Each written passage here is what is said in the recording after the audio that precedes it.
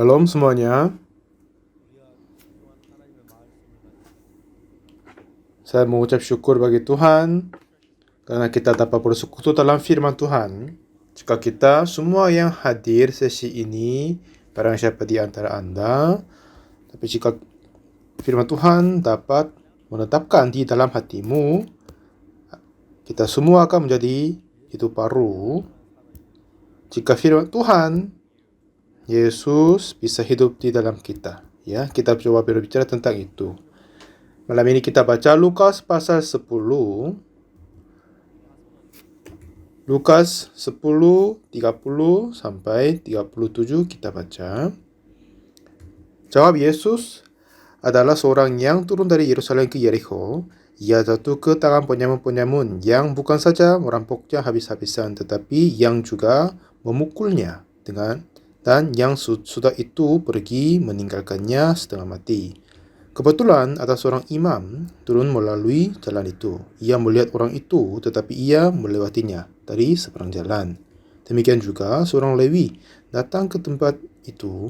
Ketika ia melihat orang itu, ia melewatinya dari seberang jalan. Lalu datang seorang Samaria yang sedang dalam perjalanan ke tempat itu. Dan ketika ia melihat orang itu, tergeraklah hatinya oleh belas kasihan. Ia pergi kepadanya lalu membalut luka-lukanya. Sesudah ia menyiramnya dengan minyak dan anggur. Kemudian ia menaikkan orang itu ke atas keledai tunggangannya sendiri, lalu membawanya ke tempat penginapan dan merawatnya. Keesokan harinya ia menyerahkan 2 dinar kepada pemilik penginapan itu. Katanya, rawatlah dia, dan jika kau belanjakan lebih dari ini, aku akan menggantinya waktu aku kembali. Siapakah di antara ketiga orang ini menurut pendapatmu adalah sesama manusia dari orang yang jatuh ke tangan penyamun itu? Jawab orang itu, orang yang telah menunjukkan belas kasihan kepadanya. Kata Yesus kepadanya, pergilah dan perbuatlah demikian. Sampai 37 kita baca.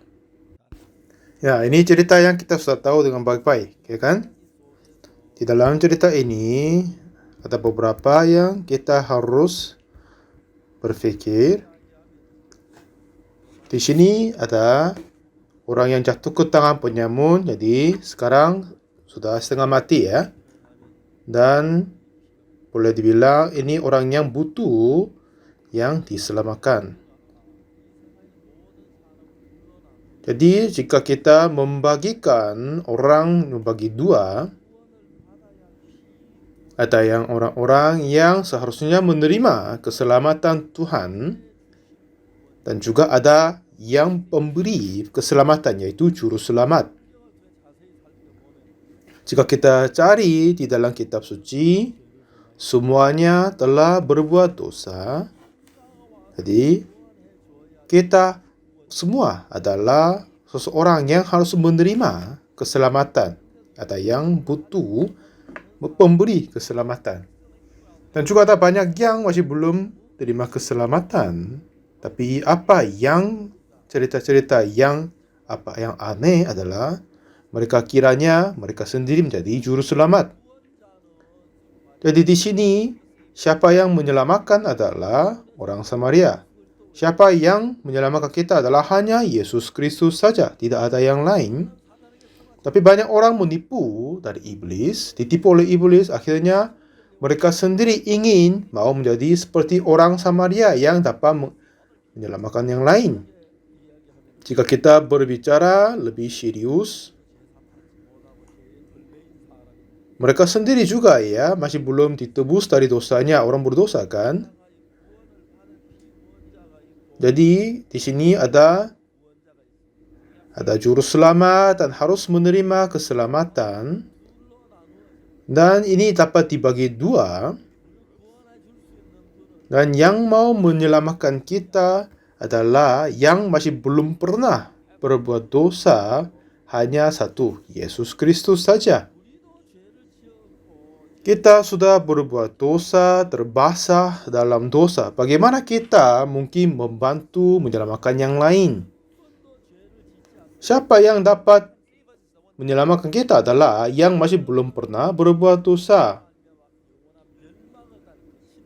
Jika kita berbuat dosa, kita sudah ditentukan dihukum mati, sudah tidak akan selamat diri sendiri. Karena semua yang telah berbuat dosa tidak dapat mengampuni yang lain, menyelamatkan yang lain. Tetapi iblis telah menipu banyak orang. Seperti yang kita manusia, seperti seorang Samaria yang bisa menyelamatkan orang yang lain, membantu orang yang lain. Seperti begini, banyak orang salah berfikir, salah paham.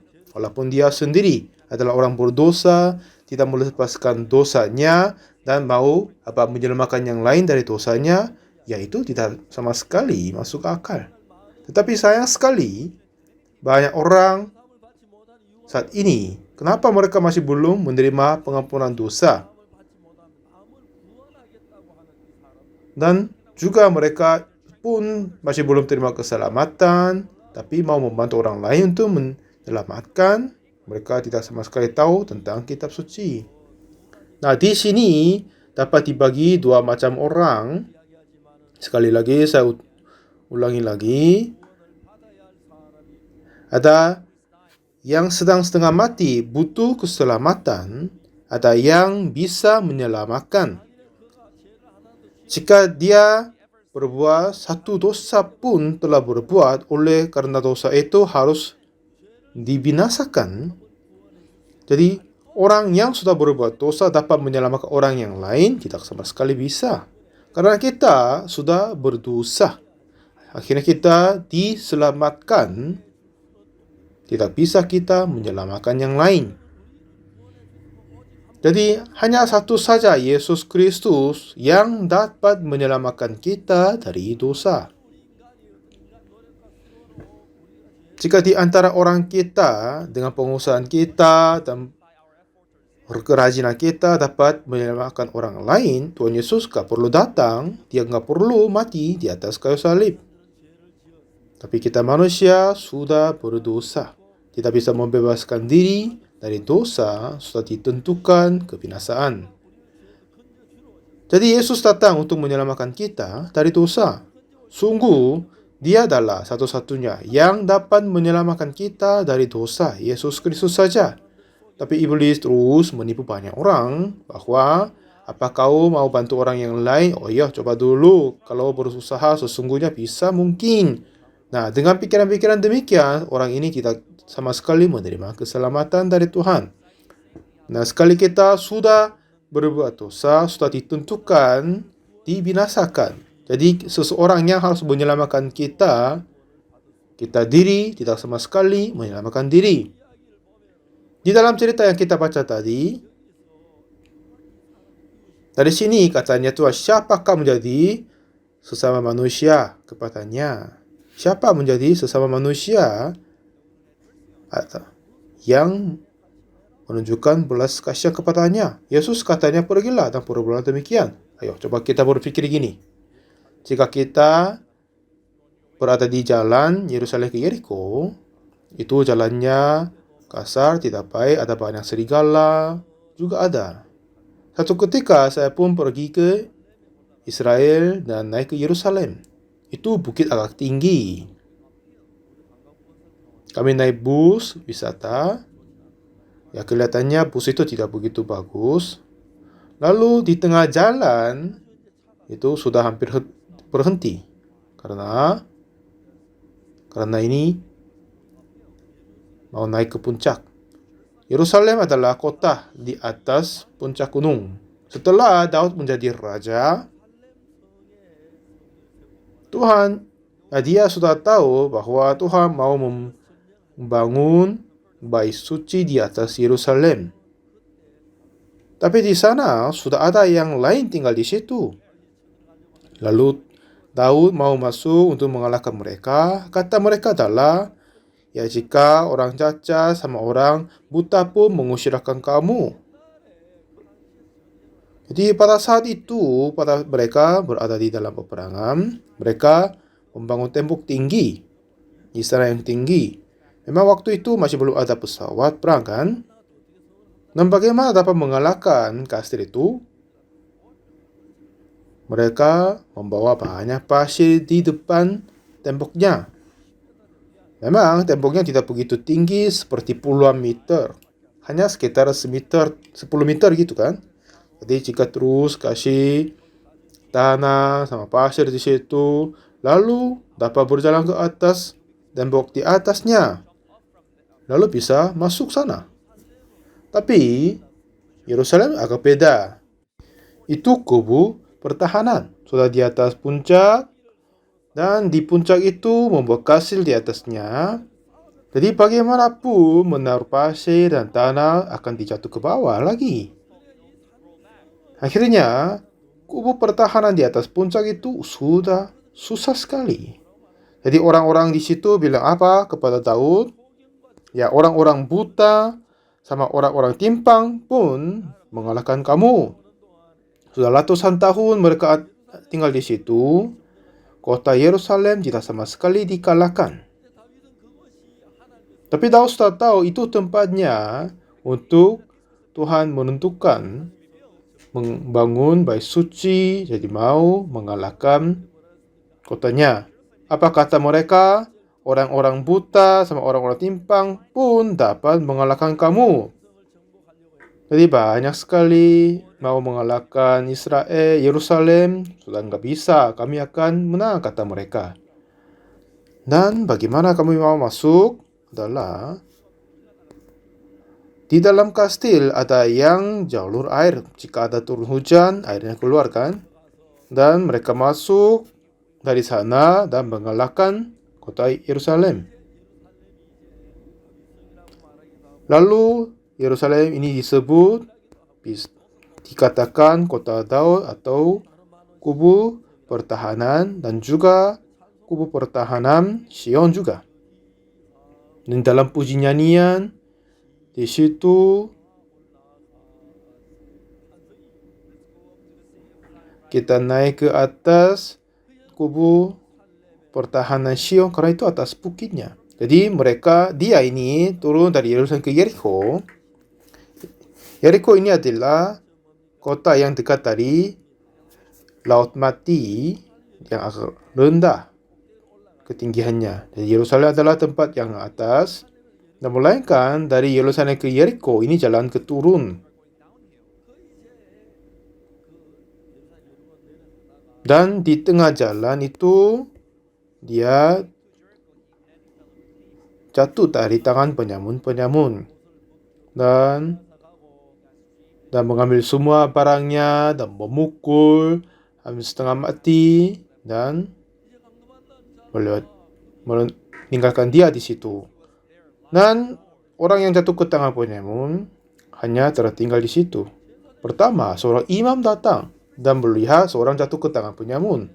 Ya, dalam satu pandangannya melihat apa? Oh, ini jatuh tangan penyamun dan terpukul habis-habisan sama setengah mati. Jadi ini maksudnya apa? Kemungkinan di sini masih ada perampok itu kan? Kemungkinan saya pun akan terjadi begitu. Jadi bagaimana yang menyelamatkan jatuh ke tangan penyamun ini harus ada resiko untuk mengorbankan diri. Jadi dia harus kabur secepat mungkin jika berusaha membantu dia. Jika ada terjadi perampokan lagi, dia pun akan setengah mati. Jadi imam ini melihat dia sedang melewatinya. Dan kemungkinan pasti orang jatuh tangan penyamun ini meminta tolong untuk membantukan, tapi imam ini kabur. Yang kedua, seorang Lewi datang juga. Ya, orang Lewi ini juga melihat, waduh, ini orang jatuh tangan penyamun. Kemungkinan para penyamun masih ada di sini. Mungkin saya pun jatuh daripadanya. Dia lari kabur dari sana. Ketiga, ada seorang Samaria datang. Yang menarik adalah orang Samaria melihat kepada orang jatuh ke tangan penyamun. Waduh, di sini ada penyamun, akan ada di sini. Ya, ada yang terjatuh, pasti akan ada penyamun. Kemungkinan saya tangkap, mungkin saya pun terjadi gini. Jadi orang Samaria ini datang kepada orang jatuh ke tangan penyamun itu. Apa artinya? Apa hatinya? Dia sudah memutuskan untuk mengorbankan diri untuk menyelamatkannya. Jika ada kehilangan hidupnya sendiri, dia akan selamatkan orang ini. Dialah Yesus Kristus. Itulah hal yang heran sekali. Nah, dengan cerita ini, jika kita baca lebih teliti ya, katanya, lalu datang seorang Samaria yang sedang dalam perjalanan ke tempat itu. Dan ketika ia melihat orang itu, tergeraklah hatinya oleh belas kasihan. Lalu ia pergi kepadanya, membalut luka-lukanya. Sesudah itu menaikkan ke atas kandungannya sendiri, keledai kandungannya sendiri, merawatnya tempat penginapan dan merawatnya. Lalu esok harinya ia menyerahkan 2 dinar kepada pemilik penginapan. Nah, rawatlah dia. Jika kau belanjakan lebih, aku akan menggantinya. Nah, di sini cerita yang sangat menarik tentang keselamatan. Seorang yang Samaria yang murah hati ini berarti Yesus Kristus. Dia sedang ada perjalanan dan bertemu orang jatuh tangan penyamun. Dia melihat seorang ini setengah mati, terasa apa? Tergeraklah hatinya oleh belas kasihan. Dah, coba kita menghitung. Pertama dia melihat dan tergeraklah hatinya oleh belas kasihan. Dan pergi kepadanya, lalu membalut luka-lukanya, setelah ia menyiramnya dengan minyak dan anggur. Kemudian, dan menaikkan orang itu di atas keledai tunggangannya, membawa ke tempat penginapan dan merawatnya. Dan keesokan harinya, ia menyerahkan 2 dinar kepada pemilik penginapan. Lawatlah dia, dan jika kau belanjakan lebih dari ini, aku akan menggantinya pada waktu aku kembali. Jadi, orang Samaria melakukan 10 hal untuk menyelamatkan orang jatuh tangan penyamun. Jadi, apa yang penting adalah, saudara,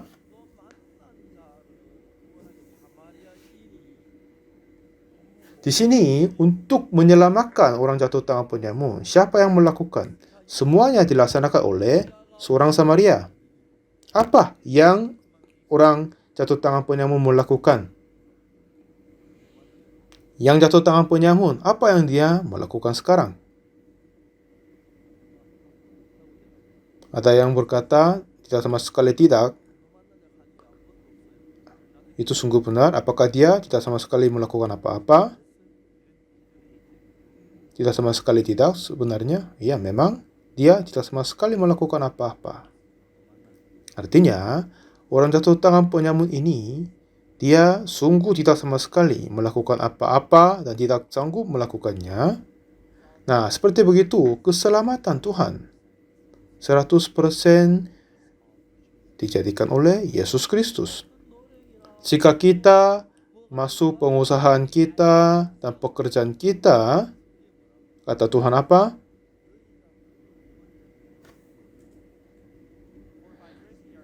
Sebab karena kasih karunia, kamu diselamatkan oleh iman. Jadi, kasih karunia ini maksudnya tidak sama sekali membayarnya atau upahnya, kan? Jadi, jika ada sesuatu yang kita melakukan untuk menerima keselamatan Tuhan, jika ada yang membantu kita diselamatkan, itu bantuan saja, bukan kasih karunia. Jadi untuk kita diselamatkan, seharusnya Tuhan harus melakukan 100%.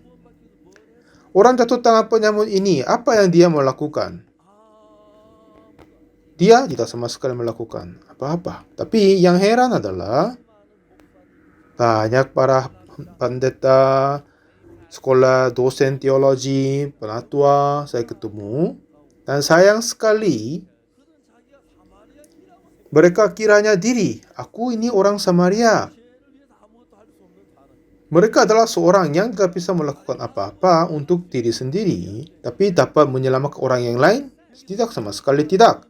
Orang Samaria yang murah hati ini adalah Yesus Kristus yang menyelamatkan kita. Untuk kita terima keselamatan, jika kita berbuat sesuatu, itu tidak menjadi keselamatan. Keselamatan itu harus terjadi oleh kasih karunia. Dan kasih karunia itu, saudara, kita tidak boleh melakukan apa-apa. Untuk kita menyelamatkan diri, untuk berbuat sesuatu, walaupun sedikit, itu adalah kerja kita, perbuatan kita. Kalau gitu, Tuhan menolong, membantu, ya. Tidak akan menjadi kasih karunia. Jadi contohnya, aku punya jam tangan ini, sekitar 20 tahun yang lalu, saya dikasih hadiah ini. Ada seorang kasih kepadaku, ini buatan Omega. Mungkin waktu itu, kira-kira ini harganya sedikit lebih dari 10 juta. Jadi kira saya ini sangat mahal. Jika saya pergi ke Afrika, mungkin saya hilang. Jadi saya tinggalkan di rumah dan beli jam tangan yang murah dan ke situ.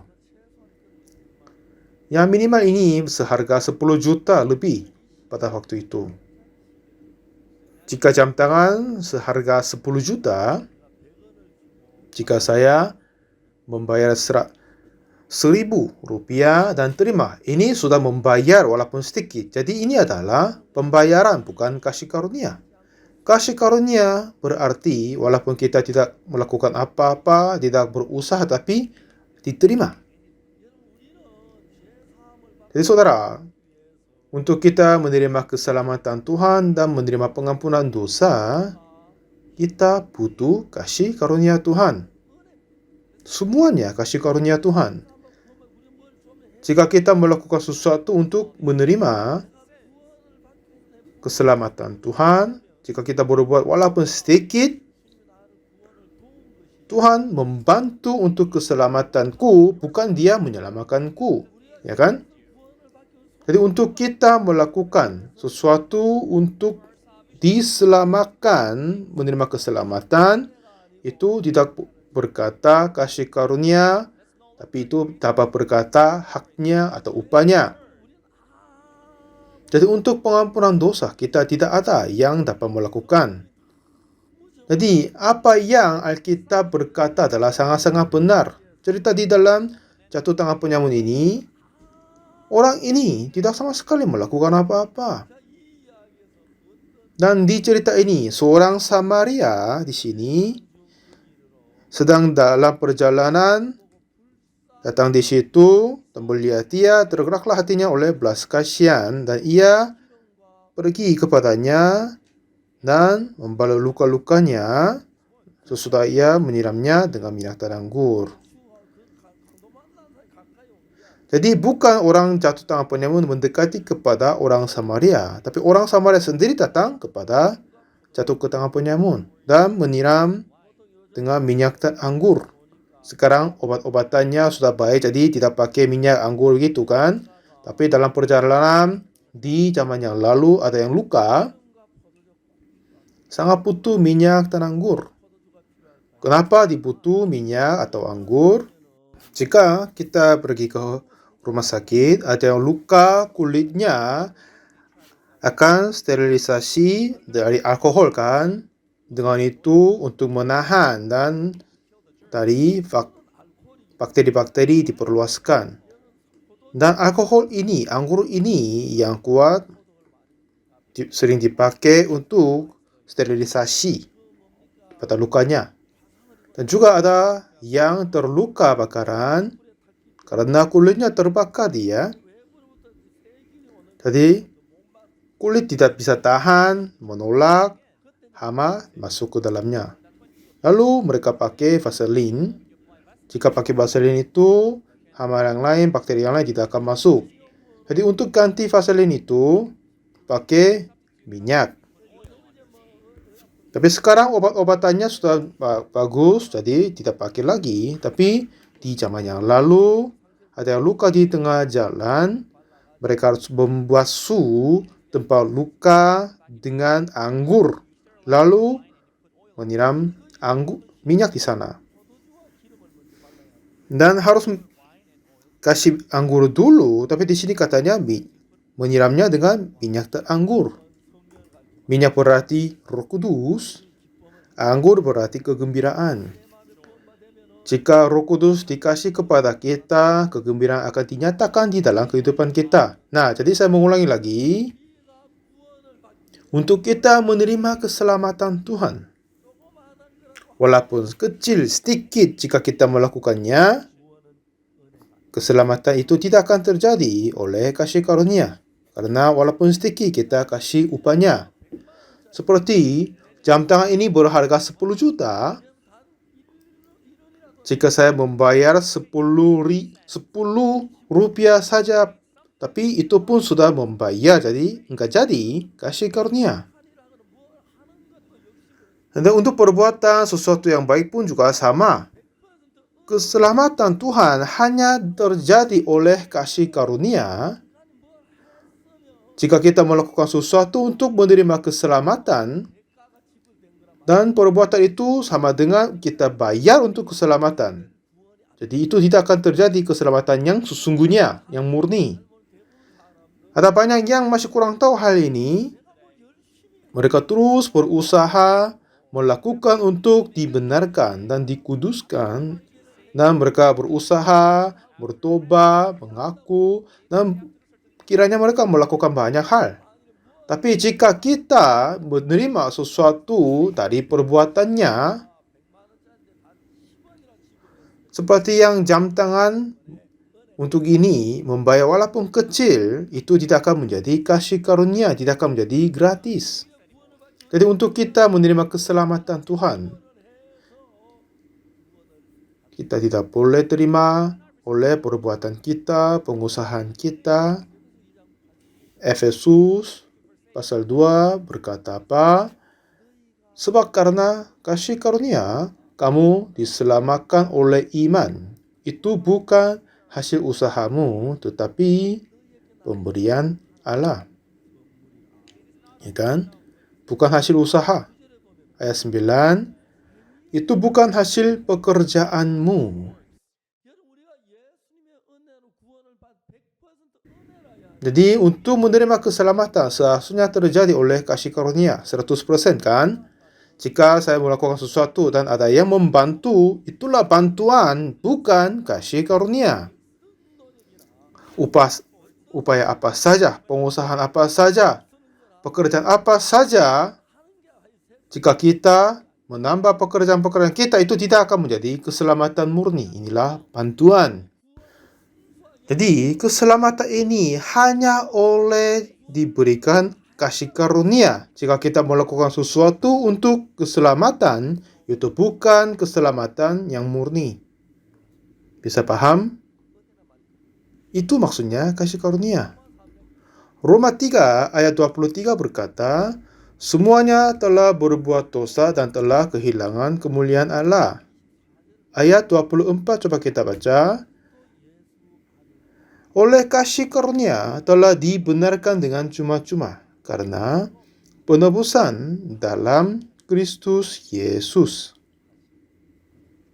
Oleh kasih karunia dengan cuma-cuma. Ada yang berkata begitu. Saya selama berdoa 40 hari. Jadi Tuhan memberikan Roh Kudus, aku menerima pengampun dosa. Itu palsu. Jika kita menambah pekerjaan kita, itu tidak akan terjadi kasih karunia. Pada saat Tuhan memberi keselamatan hanya oleh kasih karunia 100% itu. Jadi Tuhan Alkitab berkata sesungguhnya.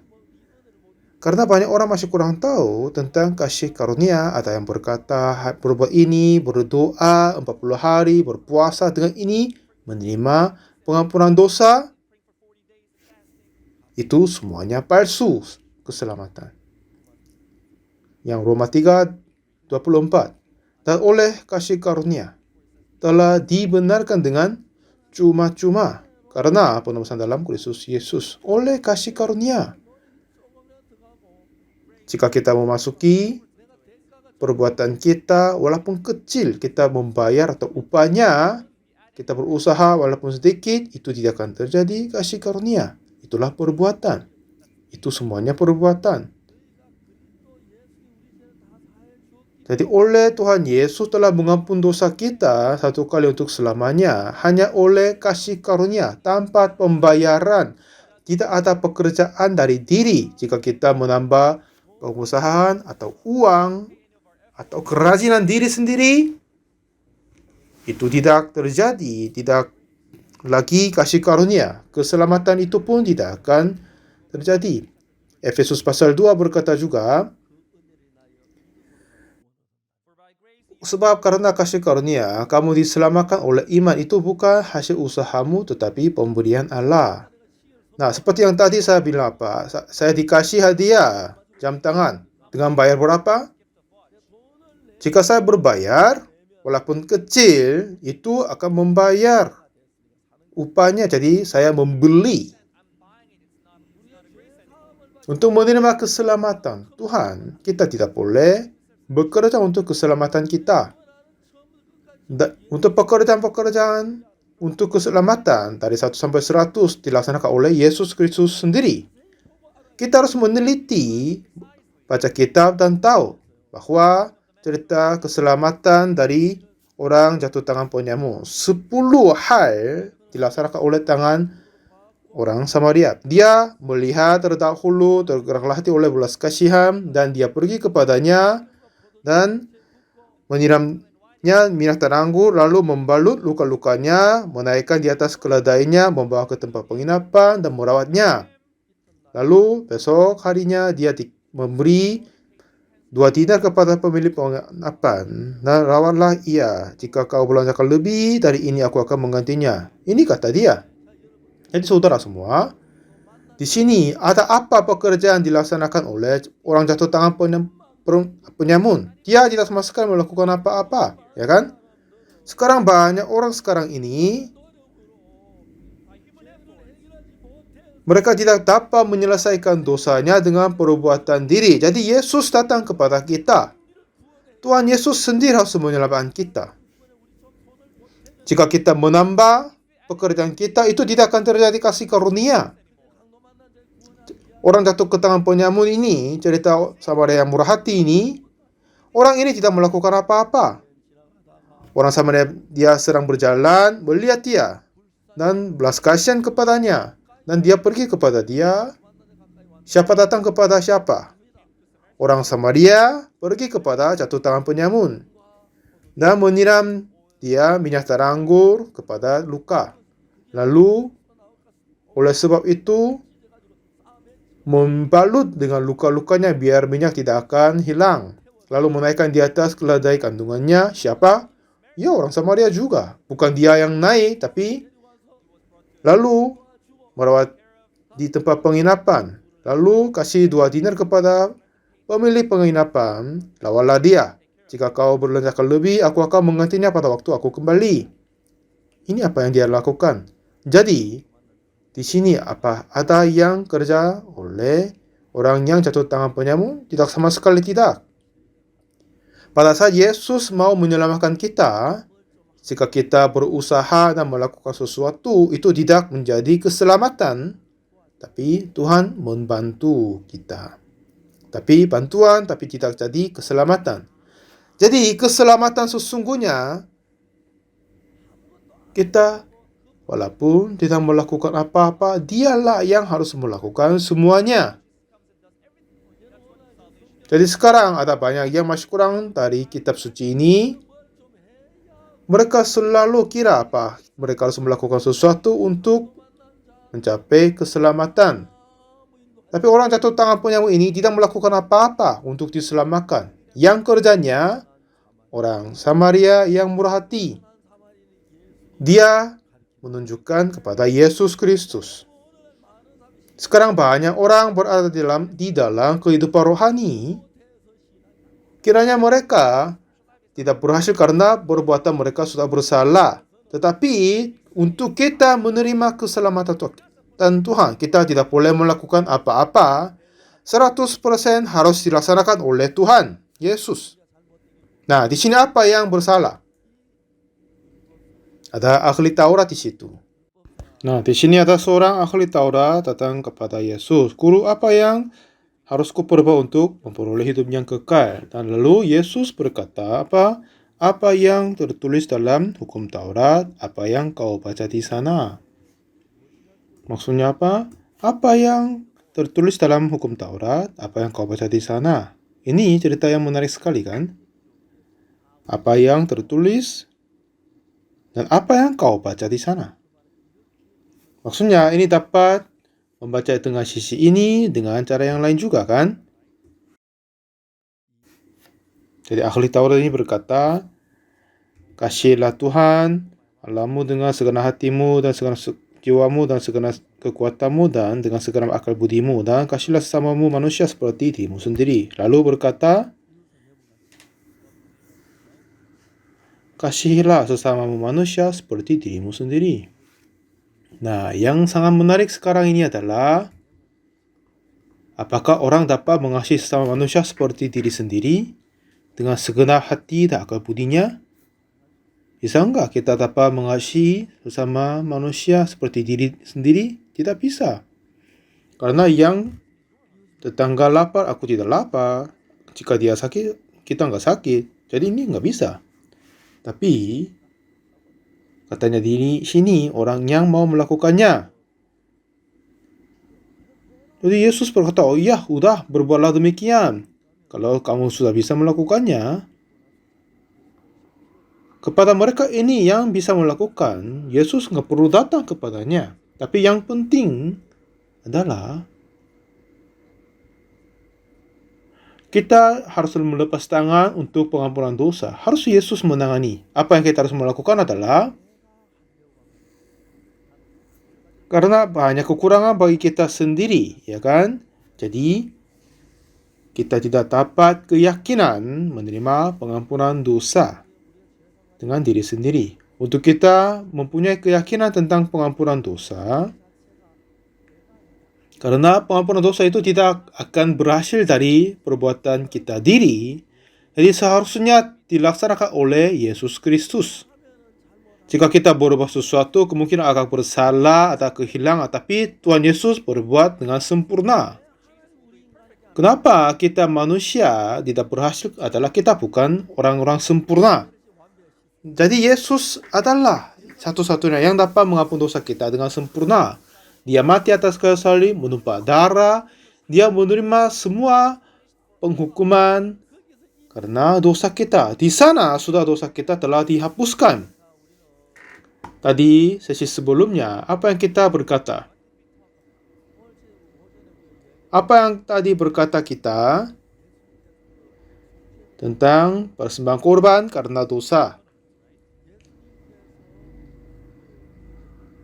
Di perjanjian lama, untuk mempersembahkan korban karena dosa, harus membawa kambing atau domba meletak tangan di atasnya. Itu berarti menimpakan dosa kepadanya. Nah, untuk Tuhan mengampun dosa kita, kapan dia menerima dosa manusia, dosa dunia? Di Yohanes pasal 1 ayat 29 berkata, keesokan harinya, Yohanes melihat Yesus datang kepadanya, dan ia berkata, lihatlah anak domba Allah yang menghapus dosa dunia. Katanya keesokan harinya. Maksudnya ada sehari sebelum apa yang terjadi. Jadi Yohanes Pembaptis memberi baptisan untuk pertobatan di sungai Yordan. Dan pada hari itu, pada saat dia melaksanakan memberi baptisan, Yesus datang kepadanya. Dan Yesus datang untuk dibaptis olehnya. Yohanes terkaget. Akulah yang seharusnya dibaptis olehmu. Kenapa engkau datang kepada aku? Aku anak dari imam, tapi engkau anak Tuhan. Dan Yesus berkata, ya, biarlah hal itu terjadi, karena demikianlah sepatutnya kita menggenapkan seluruh kehendak Allah. Nah, untuk membenarkan semua manusia di bumi ini, Tuhan Yesus sendiri menjadi anak domba karena penghapus dosa. Dia harus mati di atas kayu salib. Nah, di perjanjian yang lama, untuk mempersembahkan korban karena dosa, seharusnya terdahulu meletak kedua tangan di atas kepala korban. Itu berarti memindahkan dosa kepada kambing domba. Itu yang saya sampaikan tadi sesi sebelumnya kan? Ya, itu maksudnya tadi firman Tuhan. Jadi di sini untuk upacara menanggungkan dosa kita harus meletak tangan di atasnya. Imamat 16 ayat 21 berkata, Harun harus meletakkan kedua tangannya ke atas kepala kambing jantan itu yang hidup itu dan mengakui di atas kepala kambing itu segala kesalahan orang Israel dan segala pelanggaran mereka. Apapun ada dosa mereka, ia harus menanggungkan semuanya itu ke atas kepala kambing jantan itu. Jadi Tuhan Yesus menerima baptis oleh Yohanes Pembaptis di Sungai Yordan, dan Tuhan Yesus datang dibaptis olehnya. Yohanes terkaget. Engkau adalah anak Tuhan. Ya, aku ini anak manusia. Akulah yang perlu dibaptis olehmu. Dan engkau datang kepadaku. Karena Yohanes, dia memberi baptisan pertobatan. Dan semua mereka bertobat dan terima baptisan itu. Tapi Tuhan Yesus tidak perlu menerima baptis pertobatan karena tidak pernah berbuat dosa. Tapi kenapa dia menerima baptis olehnya? Pada saat memberi baptisan, meletak kedua tangan di atasnya kan? Nah, Yesus berkata, biarlah hal itu terjadi. Karena demikianlah sepatutnya kita menggenapkan seluruh kehendak Allah. Apa maksudnya ini? Menggunakan seluruh kehendak Allah artinya mengampun semua dosa dunia. Jadi, meletak dua tangan di atas kepala kambing domba dan menanggungkan kepadanya, memindahkannya. Setelah itu, kambing domba ini disembelihkan dan mati menumpah darah. Jika darah dibubuh di atas tanduk-tanduk mezbah, dengan itu dosa mereka akan diampuni. Jadi persembahan korban karena dosa itu bayangan Yesus Kristus. Yang benar itu adalah Yesus Kristus mati di atas kayu salib untuk mengampuni dosa kita. Untuk menunjukkan itu, Tuhan memberi contoh di perjanjian lama, persembahan korban karena dosa di atas mezbah. Dan Yesus sungguh datang untuk mati karena dosa kita, seperti meletakkan kedua tangan di atas kepala korban dan menanggungkannya. Seperti begitu pada saat Yesus menerima baptis oleh Yohanes, itu bukan baptisan untuk pertobatan, tapi dengan itu Tuhan untuk menerima semua dosa manusia, dosa dunia. Jadi Yohanes berkata, akulah yang dibaptis olehmu, tapi engkau datang kepadaku. Yesus berkata, biarlah hal itu terjadi, karena demikianlah sepatutnya kita menggenapkan seluruh kehendak Allah. Jadi saudara, menggunakan seluruh kehendak Allah kapan? Pada saat semua dosanya diampuni, dihapuskan, ya kan? Jadi dengan menerima baptis Yesus Kristus, bagaimana dengan ini menggunakan seluruh kehendak Allah? Jadi Tuhan Yesus terima baptis tidak hanya untuk pertobatan, tapi untuk menggunakan seluruh Allah, kehendak Allah untuk mengampuni semua dosa. Dengan ini adalah bagaimana memindahkan dosa kepada Yesus. Jadi Tuhan Yesus diputu baptis oleh tangan Yohanes. Waktu itu Roh Kudus turun dari atas langit seperti merpati. Katanya, inilah anakku yang kukasihi. Kenapa Tuhan berkata begitu? Karena Tuhan Yesus, dia untuk mati atas kayu salib untuk mengampuni dosa kita manusia. Itulah salah satu susunan dia terima dosa dunia. Jadi Matius pasal 3 berkata begitu. Dan Yohanes pasal 1 pun tadi berkata gitu. Jadi Tuhan Yohanes melihat Yesus datang keesokan harinya, lihatlah anak domba Allah yang menghapus dosa dunia. Jadi keesokan harinya Yohanes melihat Yesus datang kepadanya. Lihatlah anak domba Allah yang menghapus dosa dunia. Pada saat Yohanes meletak kedua tangan di atas kepala Yesus dan memberi baptis, ini tidak hanya untuk baptis, tapi untuk memintakan dosa kepada Yesus. Lalu Roh Kudus turun kepadanya seperti burung merpati, katanya, inilah anakku yang kukasihi. Dan keesokan harinya Yohanes melihat Yesus datang kepadanya, katanya lagi apa? Lihatlah anak domba Allah yang menghapus dosa dunia. Pada saat Yohanes memberi baptis kepada Yesus, semua dosa dunia telah dipindahkan kepada Yesus. Itu sudah benar enggak? Sudah benar? Dosa siapa? Dosa pendeta Oxford telah memindahkan kepada Yesus 2000 tahun yang lalu. Amin.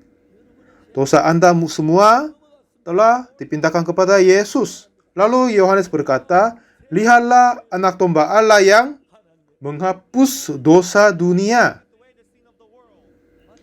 Benar kan?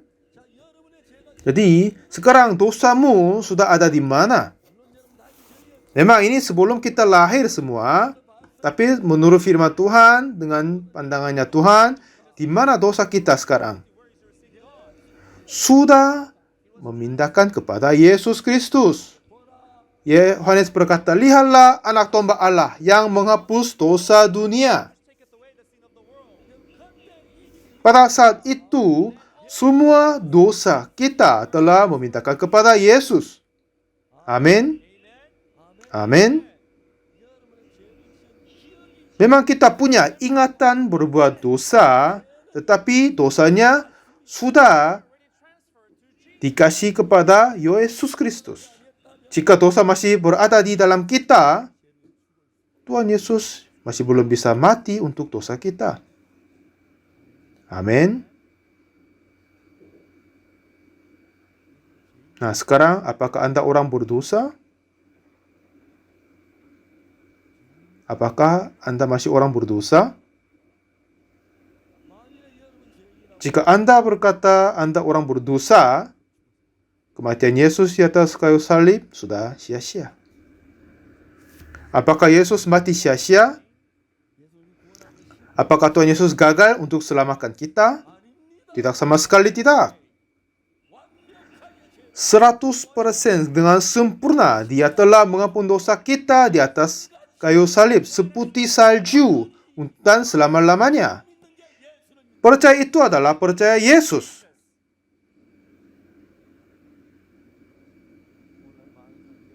Akhir-akhir ini banyak orang mengutuk Yesus. Dengan apa? Tuhan, aku orang berdosa, tolong ampunilah dosaku. Artinya apa? Tuhan gagal mengampuni dosa kita kan? Jika Dia berhasil mengampuni dosa kita, kita tidak boleh lagi orang berdosa. Tapi sungguh Tuhan Yesus mengampuni dosa kita untuk selamanya. Amin. Bukan kita yang mengampuni dosa diri sendiri. Kita adalah yang menerima keselamatan. Yang pemberi juru selamat adalah Yesus. Dan Dia sendiri mengampuni semua dosa kita dengan sempurna. Kita harus percaya itu. Percaya itu adalah percaya Yesus. Sekarang ini banyak sekali orang berkata, aku orang berdosa. Itu kata yang paling benci oleh Yesus. Jika kamu masih orang berdosa, apa arti aku mati atas kayu salib? Kenapa saya mati di atas kayu salib? Ada yang berkata gini lagi. Tuhan Yesus mengampuni dosa asal kita. Ya, semuanya berkata dengan bagaimanapun saja. Jika kita baca kitab Kolose, kita semua coba cari Kolose.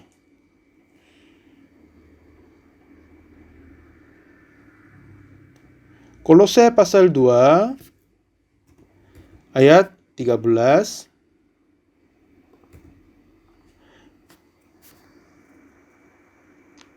Kolose pasal 2 ayat 13 berkata, mari kita baca bersama. Kamu juga meskipun dahulu mati oleh pelanggaranmu dan oleh karena tidak disunat secara lahirlah, telah dihidupkan Allah bersama-sama dengan Dia, sudah Ia mengampuni segala pelanggaran kita.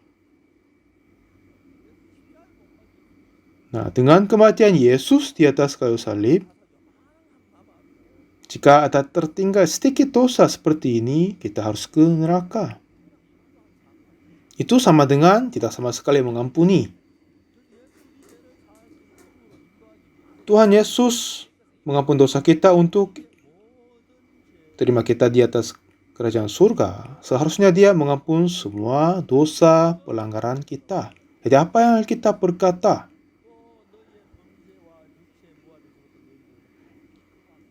Kamu juga meskipun dahulu mati oleh pelanggaranmu dan oleh karena tidak disunat secara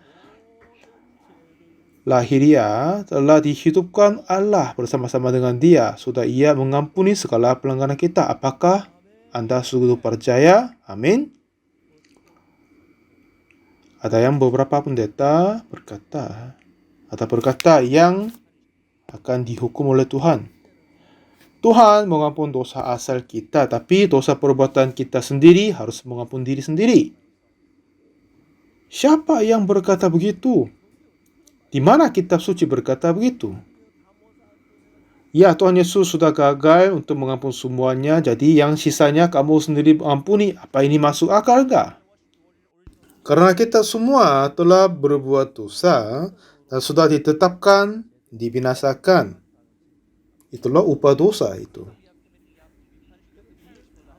Dan juga kita tidak bisa menyelamatkan diri untuk yang lain juga, karena kita pun sudah orang berdosa. Jadi Tuhan Yesus hanya Dia sendiri yang mengampuni dosa kita, biar kita dibersihkan. Jika masih ada tertinggal yang tidak diampuni, kita pasti akan ke neraka. Jadi jika Dia meninggalkan sedikit atau tidak sama sekali mengampuni, itu sudah tetap sama. Jadi Tuhan Yesus telah mengampuni semua dosa kita di atas kayu salib, kata kitab suci. Amin. Amin. Semua dosa, segala pelanggaran kita. Di Roma 3 ayat 23 bilang apa? Karena semua orang telah berbuat dosa dan telah kehilangan kemuliaan Allah.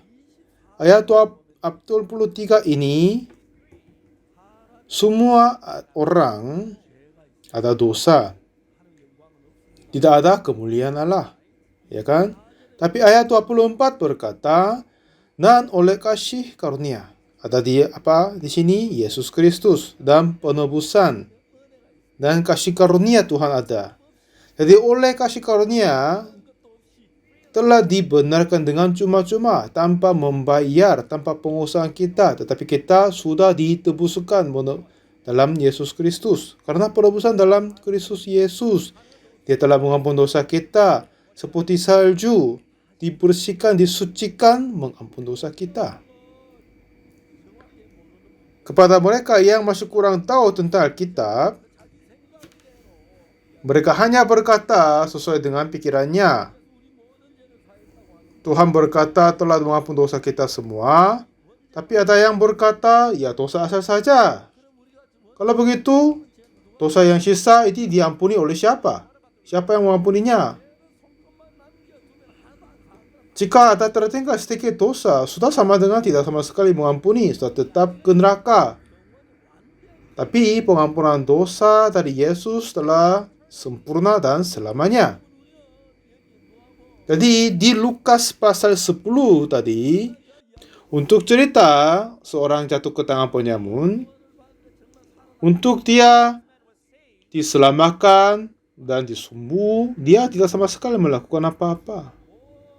Dan semuanya dilaksanakan oleh orang Samaria yang berhati.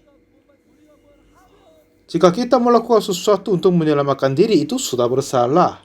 Untuk menerima pengampunan dosa, kita tidak boleh melakukan apa-apa.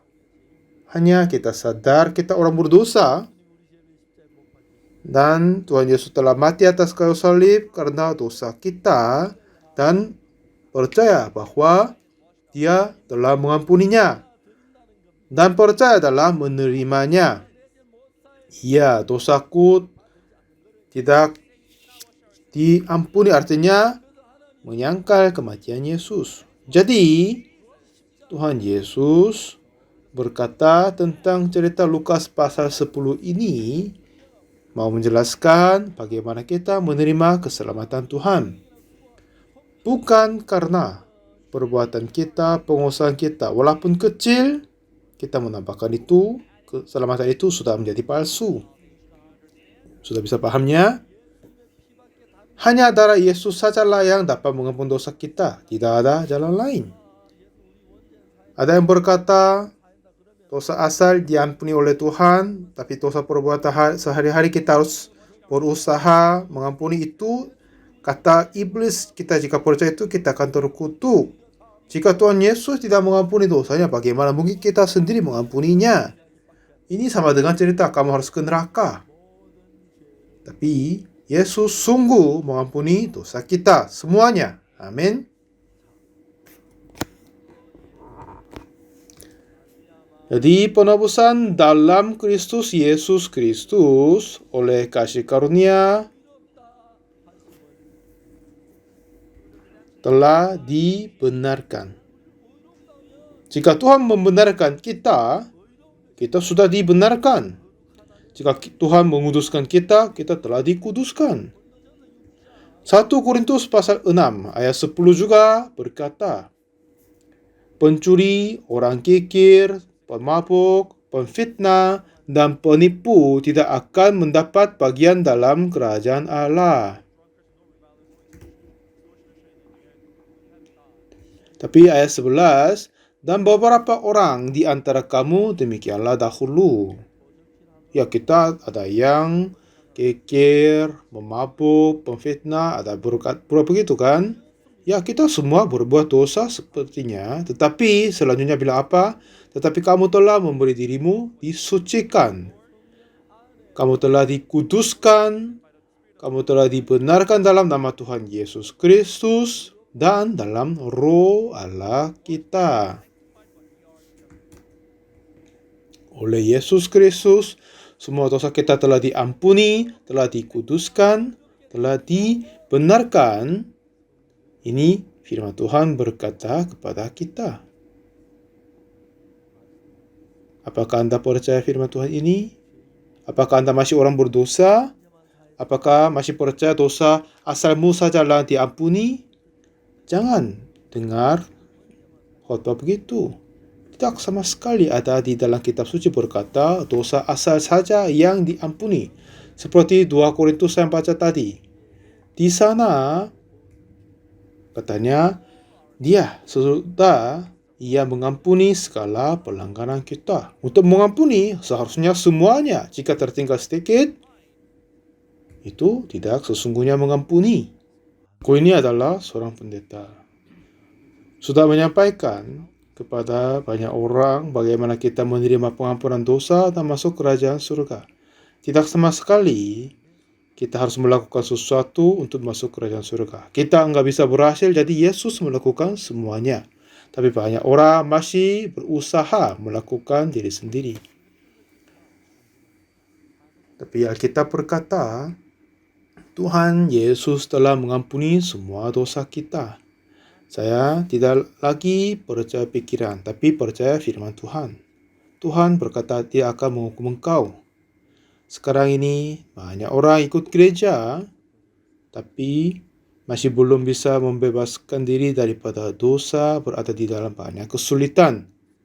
Tapi anak Tuhan, Yesus Kristus datang, dia telah mengampuni dosaku, dosamu, dan dia telah menerima semua penghukuman karena dosa kita. Tidak sama sekali dosa tertinggal bagi kita. Walaupun kita tidak melakukan apa-apa, tapi oleh darah Yesus dosa kita telah diampuni. Percaya ini adalah percaya Yesus. Amin. Haleluya. Mari kita berdoa. Tuhan Bapa kami mengucap syukur padamu. Tuhan Yesus, terima kasih Engkau mengasihi kami yang harus dibinasakan karena dosa. Tapi Engkau mengampuni kami mengucap kemuliaan-Mu, mengucap syukur bagimu. Banyak hamba Tuhan dari seluruh negara telah hadir. Tolong membantu semuanya yakin pengampunan dosa oleh-Mu. Biar mereka menyangkal pikirannya dan percaya firman-Mu. Seperti yang firman Tuhan berkata, oleh darah-Mu telah mengampuni dosa kami sudah percaya. Terima kasih banyak. Dalam nama Tuhan Yesus Kristus kami berdoa. Amin. Terima kasih banyak semua.